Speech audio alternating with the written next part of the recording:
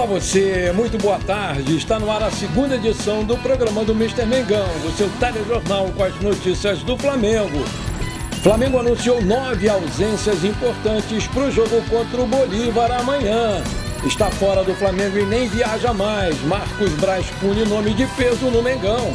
5 bilhões de reais. Florentino Pérez ajuda em acordo envolvendo o Flamengo para o Super Mundial de Clubes de 2025. John Textor vai ao Senado e apresenta provas de manipulação de resultados no Brasileiro de 2022 e 2023. Essas e outras você confere agora. Fica comigo até o final, porque aqui tem muito mais Flamengo pra você.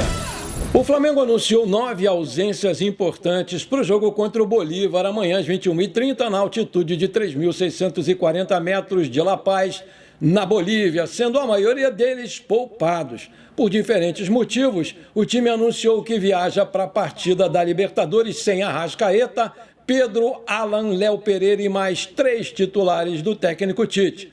De acordo com o comunicado do clube, Arrascaeta, Pedro, Varela, Ayrton, Lucas e Eric Pulgar são desfalques por planejamento da comissão técnica, guiado pela ciência na busca da mais alta performance. Já o Alan apresentou traços falcêmicos que poderiam afetar seu desempenho na altitude. O único a desfalcar por situação clínica é o Léo Pereira, que apresentou o quadro viral, o Cebolinha e o Gabigol, que estão completamente fora da lista.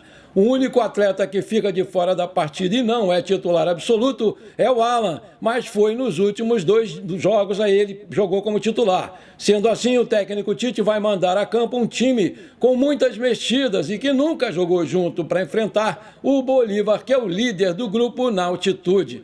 Vale ressaltar que a equipe não tem opção de centroavante, já que o Carlinhos não pode jogar porque não foi inscrito nessa fase da Libertadores. Sendo assim, é provável que o Bruno Henrique seja o centroavante. Entretanto, sem o Cebolinha, o treinador vai precisar mudar o esquema ao adicionar mais um meio-campista ou promover a entrada de um jovem como o Lohan.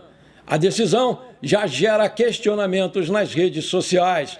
Torcedores do Flamengo questionam o motivo do Tite poupar Arrascaeta e Pedro nos últimos jogos, se não vai utilizá-los nesse jogo de amanhã. O uruguaio ficou 90 minutos no banco contra o São Paulo na última quarta-feira, enquanto o Pedro começou a partida contra o Palmeiras nesse domingo entre os reservas e entrou em campo no começo do segundo tempo. O goleiro do Sub-20 do Flamengo, Caio Baroni, foi relacionado pela primeira vez para disputar a Copa Libertadores da América e vai substituir Diogo Alves na relação. O Caio Baroni ele chegou ao Flamengo em 2019 e é uma promessa aí da base do clube, Com 1,96 m de altura, o goleiro tem contrato válido com o Flamengo até dezembro de 2025. A sua multa rescisória para clubes do exterior é de 50 milhões de euros. As ausências, logicamente, obrigaram o Tite a mexer na escalação. E o portal Mundo Rubro-Negro informou o time que foi a campo na atividade dessa terça-feira. Além dos 7 que vão ficar de fora da viagem, o treinador deve deixar Fabrício Bruno e Luiz Araújo no banco de reservas. Sendo assim, o provável Flamengo pode ser Rossi, Wesley, Léo Ortiz, Davi Luiz, Vinha, Igor Jesus, Gerson, De La Cruz e Vitor Hugo, Bruno Henrique e Lohan. A Associação Nacional dos Árbitros de Futebol, ANAF, defende a paralisação do Campeonato Brasileiro. Através do presidente Salmo Valentim, a entidade emitiu uma nota para afirmar as acusações de John Textor, dono da SAF do Botafogo, sobre manipulação de resultados. Colocam a arbitragem e as competições sob grave suspeita. A nota da ANAF afirma que os árbitros estão insatisfeitos e cogitam paralisar o torneio nas próximas rodadas como protesto. Há também fortes críticas e pedido de renúncia do presidente da CBF, Edinaldo Rodrigues, e do chefe da comissão de arbitragem, Wilson Seneme. O Salmo Valentim acusa o mandatário da CBF de não pagar salários de arbitragem do futebol feminino.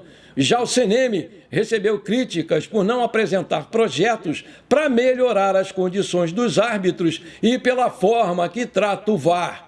Segundo a ANAF, a postura do chefe de arbitragem brasileira contribuiu para atingir o cenário atual de questionamentos ao árbitro de vídeo.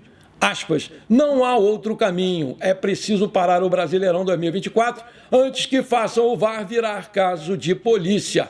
Tenho recebido inúmeros telefonemas de árbitros insatisfeitos e já há um volumoso grupo que deseja, em protesto ao que está acontecendo, interromper o Campeonato Brasileiro já nas próximas rodadas. Fecha aspas, disse lá a nota da ANAF.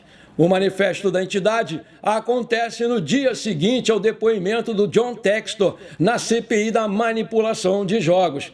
O americano também participou de uma reunião com os senadores e teria apresentado a íntegra de relatórios que afirmam aprovar manipulações em jogos do Brasileirão 22-23. O presidente da comissão, o senador Jorge Cajuru, afirmou que os documentos entregues pelo John Textor possuem indícios indiscutíveis para se abrir uma investigação profunda. Chegamos a uma conclusão por unanimidade. Em vez de mencionarmos provas, devemos enfatizar o que obtivemos indícios incontestáveis com conteúdo. Não foi apenas conversa fiada, foram quase 2 horas de apresentações, de imagens, tudo esclarecido, que nos levam a crer que esses indícios podem se transformar em provas. Agora cabe a nós selecionarmos os convidados, sem a necessidade de convocações, para dar continuidade às investigações, disse lá o Jorge Cajuru em coletiva com a imprensa.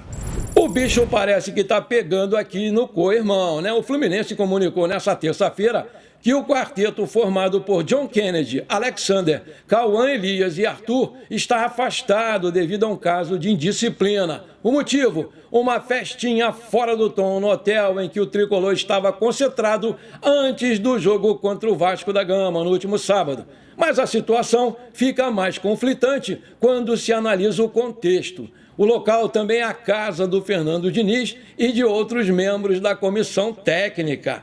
A festinha aconteceu num hotel localizado no bairro da Barra da Tijuca e o Fernando Diniz e seus membros de comissão técnica ficam nesse espaço residencial, nesse local, enquanto a festa aconteceu nos quartos comuns. Por sinal, a farra aconteceu nos andares acima dos quartos onde os jogadores estavam hospedados. Agora eu tenho um pedido para te fazer. Se você está curtindo o nosso programa, então não esquece. Manda brasa agora no like para fortalecer o nosso canal. Se você ainda não é inscrito, bora lá, me dá essa moral, vou ficar muito feliz com você. Aperta o botão inscrever-se, aperta o sininho ali, pronto. Simples assim, muito obrigado.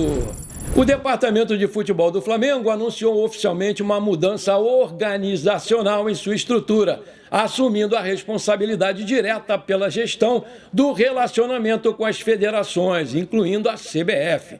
Essa decisão marca o afastamento do diretor de Relações Externas, Cacau Cota, que agora se encontra em uma posição de menor destaque dentro do clube.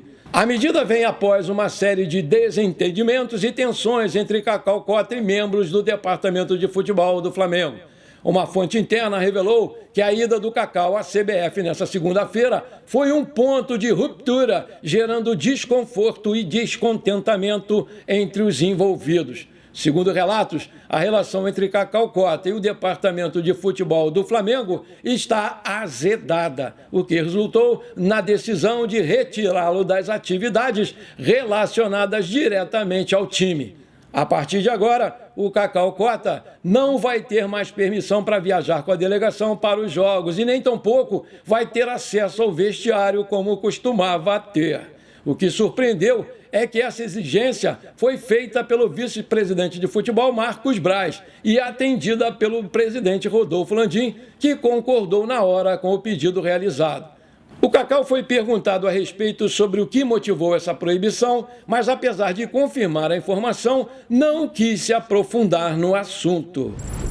O Super Mundial de 2025 tem tudo para ser um sucesso. São os principais clubes do futebol mundial buscando a taça e muito dinheiro está em jogo. É o primeiro torneio desse estilo que a FIFA organiza.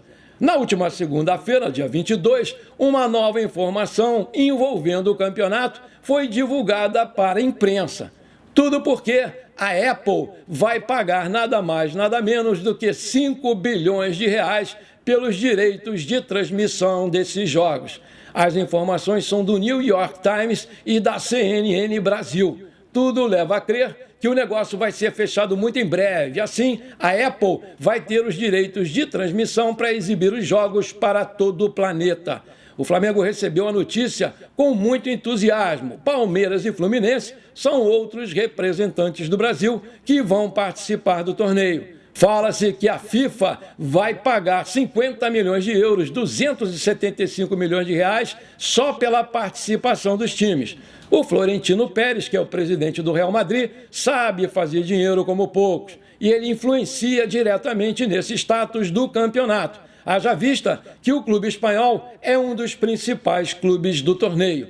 Indiretamente, o Florentino ajuda os times brasileiros a receber mais dinheiro, começando pela participação dos times e também o combo para gerar mais dinheiro referente aos direitos de transmissão. A FIFA está empolgada com o Super Mundial de Clubes. Acredita-se que será um sucesso muito grande e já há comparação com a Copa do Mundo, só que agora de grandes times. Claro que fica cada vez mais difícil para os times brasileiros baterem de frente contra os europeus. Mas só de estar lá participando de um novo formato, com muita grana envolvida, já vai valer a pena. Flamengo e Palmeiras ganharam 2 Libertadores cada nos últimos 5 anos. Ainda tem o Fluminense, que ganhou no ano passado. Os times brasileiros vão disputar o improvável nesse campeonato mundial. Os brasileiros envolvidos estão bem atentos a todas as informações sobre a FIFA e querem participar dos acordos envolvidos. Essa da Apple, como dissemos, empolgou demais todo mundo. Bom, por enquanto foi isso. Espero que você tenha gostado do nosso programa. Muito obrigado por você ter ficado comigo até aqui. Um forte abraço, bora ser feliz. Pra cima deles, Mengão!